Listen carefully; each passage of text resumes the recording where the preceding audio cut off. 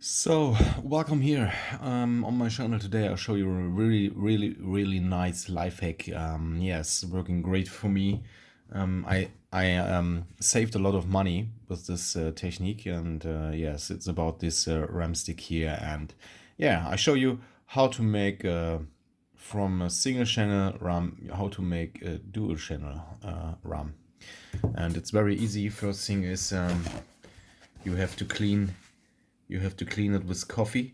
Yes, put some coffee on it, clean it very good, clean it on the other side, and then you have to do this. You see this line here, this line, and it's very easy. Just snap it here, and yes, now you have a dual channel. Nice.